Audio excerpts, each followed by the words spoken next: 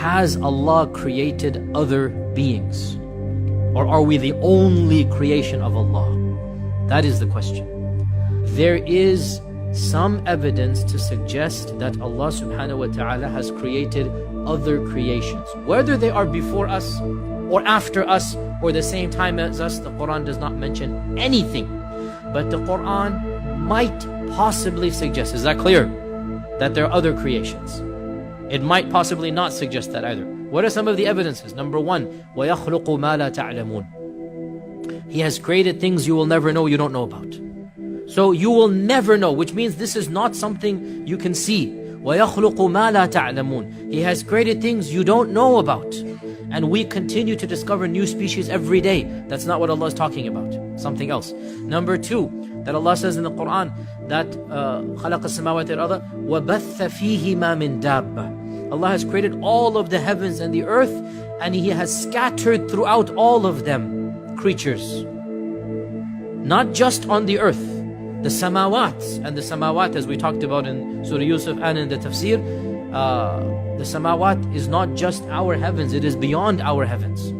And Allah says He has scattered creatures in all of them, and if He wants to, He can gather all of them up at once.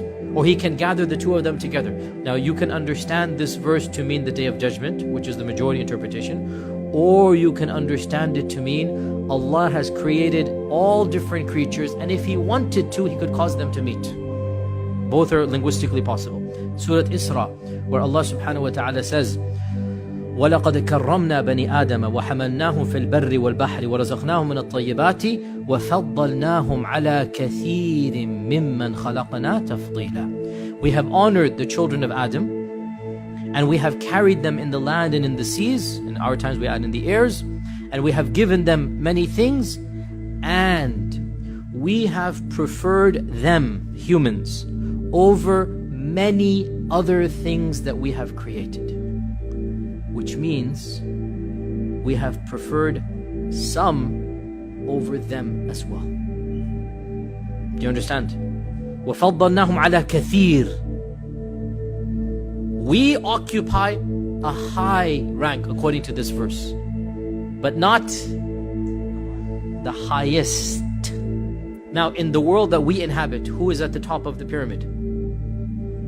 I mean, in the creation, it's us. Who bowed down to us? The angels, the jinn. So then we are at the top in this world of the creation, right? Yet Allah says in Surah Isra that we have honored the children of Adam over many other things we have created. Not all.